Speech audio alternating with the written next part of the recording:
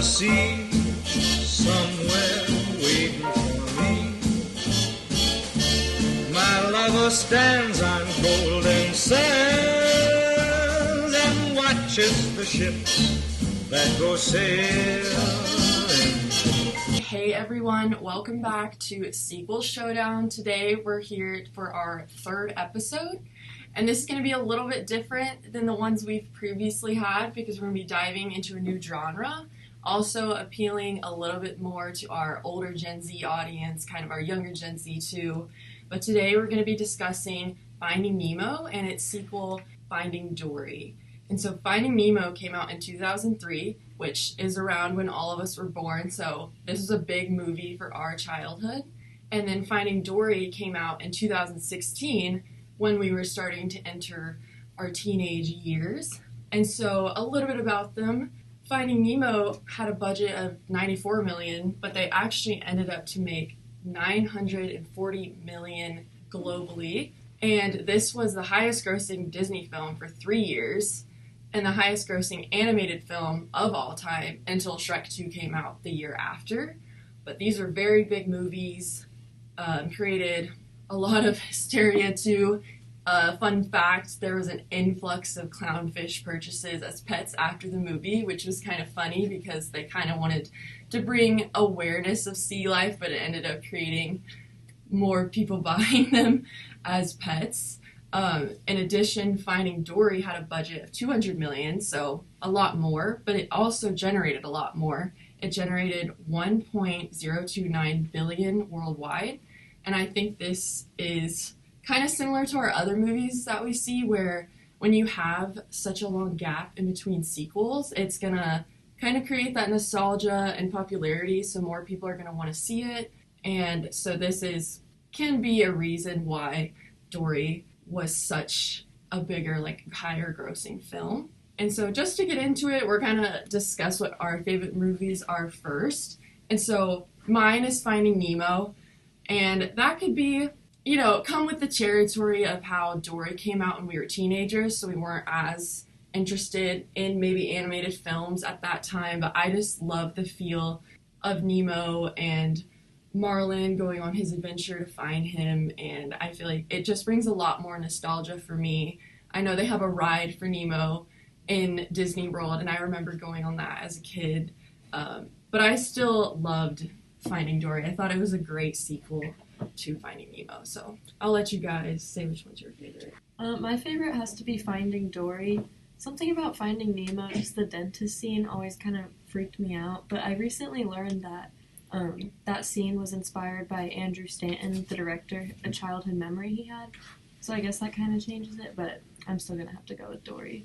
I think I like both of them equally just because they all are they're both different in their own way and they connect together, and I just liked watching it again when I was older and noticing those things, because when I was younger I definitely didn't, and then I didn't remember Finding Nemo as much when I watched it. Finding Dory. I'd say my favorite was Finding Nemo. Just it brought back a lot of childhood memories, and especially going to the doctor appointments and all that stuff, and seeing fish tanks and always seeing a clownfish in there. And so it just brought back nice memories from childhood more than what Dory did. Just because when Dory came out, I was more of a older kid, and so I wasn't really interested into Disney movies as much as I was younger when Nemo came out. Yeah, kind of to opposite of this, I actually did like the dentist scene in Nemo, because I feel like I agree. I feel like I associate fish tanks with the dentist. I've never been to a dentist that didn't have a fish tank. I don't know why. I don't know if that's a thing, but I kind of liked that because it really brought the feel of real life into the movie, besides it just being an animated talking fish sea adventure. So I liked that. Didn't like Darla. She stressed me out during that movie. But I thought the scene was kind of funny. And I loved the parallels between the movie of how, Dory was there to help Marlin find Nemo in the first one, and then they were there to help her find her parents in Finding Dory. And so I like how that really connected the movies. And it even I think Finding Dory even kind of started right where Nemo like ended. Like they did it like right into there. They had the flashbacks of Dory as like a baby with her parents and her like finally remembering, but I liked how they didn't do like a time jump like how some sequels will do. It was more so just a continuous flow from Nemo to Dory. But yeah, also Finding Nemo though, I feel like there's just so much to that movie. Like even the beginning was very, very traumatizing for Marlin. I wasn't expecting that. So I think that was interesting how Disney did that, because it's supposed to be like a kid's movie, but then you have them showing like real life things that people experience. Like Marlin lost most of his children, and then he also lost his wife, which that happens in the sea too. There's a chain, there's a food chain, and clownfish are not at the top. But I think that also is what led to Marlin being such a helicopter parent, because he just wanted to protect his only child that he had left. And then I think it was really cool how throughout the movie they kind of showed how like kind of have to let him do his own thing. You have to let him grow, and can't hold on to them forever, which again can be parallel to our lives as well. And I think it's kind of cool talking about it now because it came out when we were children. It came out the year I was born, actually. And so I think it shows, like, now we're in college, we kind of left the nest, we kind of have to step away from our parents and do our own thing. So I love this movie. I think it just really resonates with all of the, like, Generation Z and just a lot of nostalgia for us. Going off of that point, I think rewatching it now, after having multiple years of life experience under my belt, just understanding the life lessons that were a part of both movies, but especially in Nemo. One, just like keep swimming. Like even if like life is bad right now, you can't just give up. You got to keep moving on. And then just also like you got to be outside your comfort zone. Like for the scene where the baby turtle was going outside, the ECF. I don't know. It's like the current. The current of the water. But I forgot what I think it was ECF or ECV, but outside that, and Marlin was getting worried about it, but the actual like sea turtle wasn't, because he understood you got to give them space, as well as keeping a watching eye on them, but you got to give them space to make their own decisions. And then the turtle came back in safe, and so just the life lessons that are part of the movie. Yeah, I think it kind of showed like Crush. The big turtle. I think it actually was cool how they incorporated him, because he was almost like a complete opposite of Marlin, because he was like, he could have maybe had a little bit more stricter parameters around his son, but he just kind of let him do whatever and was like, you can do it. He kind of reminded me of a frat guy. He was just so like laid back and like, dude, you got it, dude. Like, just very chill. And then you had that opposite in Marlin where he was just always panicking and freaked out. So I think I liked that. I thought it was cool how it kind of, he let Squirt be, like, out of his comfort zone and, like, try new things. Because sometimes you might get hurt, but you're not going to learn new things if you don't try it first. I thought that was good for Marlin to see, to know that the ocean's not that scary and that the kids need to learn on their own. Yeah. Exactly. I felt like another good lesson from the movie was like, don't judge a book by its cover. Like Marlin, when he first met Bruce, was thinking like, okay, he's gonna eat me and all that stuff, and Bruce was just trying to be friends with him because he's part of the club of fish aren't food, they're friends, which I thought was very funny to have like sharks a part of that, because sharks' main instinct, as you saw in the movie, were like eat fish when there's blood in water and all that stuff. But I think don't judge a book by its cover was a big thing, because it ended up being like friends. And you saw that at the end when Dory became a member of the actual club. Yeah. Yeah, I loved kind of how Dory's personality was always just clueless, but she like managed to find her way all the time. Her short-term memory loss was I loved how it was like kind of something seen as funny in the first movie, but then in Finding Dory, when you actually got her story, it was almost like turned into something sad, and how it really like affected her entire life. But I think that's a big message in Finding Dory too, of like her longing for connection and like to understand her roots, because I mean her short-term memory loss was so extreme that she didn't even think about a family until all of a sudden she was like, well, I must come from somewhere. And then she started getting all of these flashbacks of memories of her family. And so it was cool to see that, of how she just immediately picked herself up and was like, I'm gonna go find them. Like, even though I have this like situation, this short-term memory loss like holding me back, like I'm gonna find it. And I liked how Marlin was like worried at first. He was kind of like, no, we can't just go right into it. But then they ended up finding her. And he would get a little bit annoyed with her sometimes. But at the end of the day, they kind of became like found family. And so they were going to do everything they could to get her back. Yeah, I think that's a good symbolic lesson, because everyone, like children and adults, all deal with something. But then learning to work through that and use it and like not let it hold you back. Yeah, I think that is like embracing her differences and strengths, because it was always just seen as something negative, and then it kind of, you know, her family was accepting. I mean, towards the end of Finding Dory, you saw like it had been, I don't know how many years, I don't know what a fish's life is technically considered to be, because she was like a very small baby, and then when you see her, we obviously assume she's an adult, but her family never stopped like laying those shells down. Like, they never forgot her. They always, you know, like they never doubted her ability, and they never forgot about her, and they assumed she would find her way back, and she did.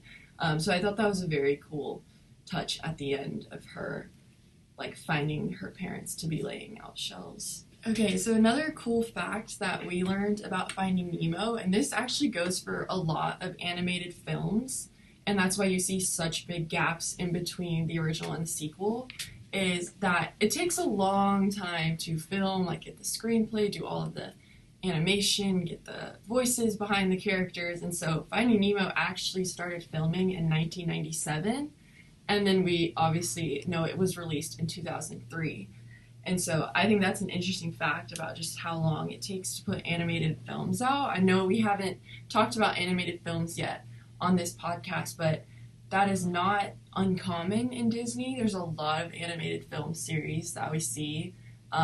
One example is Incredibles. It's the same way. They had a huge gap in between the first and second. And, you know, it always brings the question of, like, is it going to do as well? Is it too late? But I think that's also kind of brings us back to the point of our podcast, is, like, it's always going to do well because you're going to have that nostalgic aspect behind it. And a lot of them, kind of like Top Gun Maverick, and then now we see it with Finding Dory, they actually gross a lot more money than the first one, which is cool to see. And so I don't think that ever hurts them. And Finding Nemo was such a big animated film. They won an Oscar, they won Golden Globes, they generated over $1 billion in merchandise, sold millions of copies of DVDs within the first month. I know my family has the DVD of Finding Nemo, so I contributed to that. But yeah, they both just are such big animated films, and I think it's cool how you can kind of see yourself grow up with film series because it just takes so long in between to like get all of the screenplay and the voices. Did you guys ever watch it on those flip up? You know what I'm talking about? Yeah, the flip up things like where the you portable. put the portable ones you put the DVDs in. I did have a portable DVD player, but mine was like, it looked like a very mini computer, and then you would just put the DVD inside, and then there was like a play, a skip, and a power button, and it was, when I received it, I thought I was like in the like new tech age. I was like, this is so cool, I can watch DVDs on like a road trip. That's what I was doing, like on the plane, because planes never have the TVs on it, and there's no Netflix or anything like that. No, that was the best. That was before like streaming became really popular, and then you just whip out your little DVD player. Or the one that came down from the car. I like Yes. those. Those I are so remember. cool. I never Watching had stuff one of on. those. Yeah. Yeah, my grandmother, she didn't try to get a car with it. It just happened to come with it. And so whenever we were driving from her house back to our house, we would always pop on a movie or something and watch for 45 minutes. And so it was always cool just to sit in the back and watch a movie. Yeah, that was like my dream growing up. I was like, oh my god, you're so rich. You have a TV in your car. Because, like, I didn't have those cars, but my family did a lot of road trips because I grew up in Texas, but I'm originally from Baton Rouge. So a couple times a year, we always made that 5-hour drive. And that DVD player was the best. And, you know, you could do whatever movie you wanted. And we were a big DVD family, and Nemo was one of them. I don't remember if we owned Finding Dory, but we definitely had Finding Nemo. Yeah, I had Finding Nemo. I think Dory came out too late. I think we bought Finding Dory just instead of going to the movie theater. I think we didn't watch it in the movie theater, but we just got the DVD and watched it at the house instead. Mm-hmm. So I believe I have both DVDs in my house. They should bring back those little players in the car. I know that when I'm driving and I see one, I like to look at what they're watching. Mm-hmm. I know, it's so interesting that just, I guess, brings back, like, streaming and how just, like, it is fully taken over the movie industry. And I know it actually sometimes will, like, hurt certain movies because people nowadays are like, well, I'm already paying for the streaming service. Why am I going to go pay in the movie theater when I can just wait for it to come on the streaming service? But, like, I don't think you can beat the movie theater experience. Like, I'm pretty sure I did see Finding Dory in the movies, and I just loved the, like, I think they did the underwater animation so well. Like, it was so colorful. I know a lot of, like, babies even respond really well to it because it's just, I don't know, it has, like, it's easy on the eyes, and it was just a cool scene to see. You can't even, like, get stuff from Redbox as much anymore. Like, Oh, because Redbox. DVD, I used to use that so Oh, much. red boxes were amazing to use. And nobody has DVD players anymore, so I still see them sometimes. There's a few in Norman that I'm Red like, boxes? yeah, there's one Yeah. on the, what's it called? The Walgreens or CVS on 12th Street. They were always at Walgreens. Whenever we would Uh-huh. stop into Walgreens, we always went to Redbox. Me too. And we were like, I'd always what are we get gonna snacks get? and candy, Yes. and then I'd get the movie. Yeah, no, we stopped at Harris Teeter growing up. Every Friday night we would have, we called it Mimi Day with our grandmother. And so we would usually go eat dinner, then go to Harris Teeter to get some breakfast items in the morning, and then get a movie, and then go upstairs and watch a movie on their TV. Yeah. And so it was always cool to do that, and brings back great memories. No, Redbox is such a big memory growing up, and Blockbuster too. Like, I only went a few times, but I just remember that was the thing. Like, you would watch movie, you would go get, like, the newest Disney animated film or newest Disney film, like, on DVD, and you would just watch it. But to y'all's point, like, yeah, no one just really owns, like, DVD players anymore. Like, I think I might have one back home in Texas, but it's very old. I don't think it runs the same because everything is just on streaming, and that's I'd say that goes back to like also the new computers and stuff.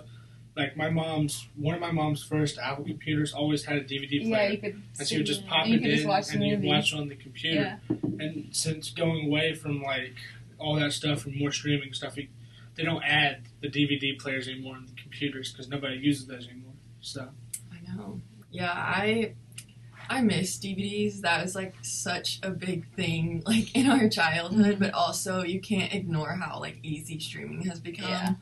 I think the industry is getting like pretty crowded though, because I know my family, like we probably have like 4 to 5 different like film streaming services, because like one thing will be on this streaming service or this certain sport will be on another. Like I know my family watches a lot of Premier League soccer, and that's only on one streaming service. And so I think that's why it was so fun to rewatch Finding Nemo and Finding Dory, because that was just such like a peak movie for that time of like DVD players, and it reminded me so much of my childhood. And yeah, these are just great movies, and I know they're still watched today. Like it's a great movie for young kids to watch. I know we'll probably take it down to our families.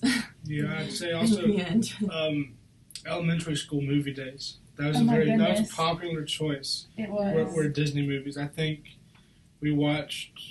So obviously, Dory was after Mm-hmm. those elementary school days, but like Finding Nemo, we watched that a few times in elementary school. Mm. Yeah. I think I even remember watching Finding Dory like in middle school after like standardized testing Mhm. and those types of things. Good old standardized testing days. Yeah. That is like such a big thing that I remember from my childhood too. But yeah, Nemo and Dory were just, I think they're great movies.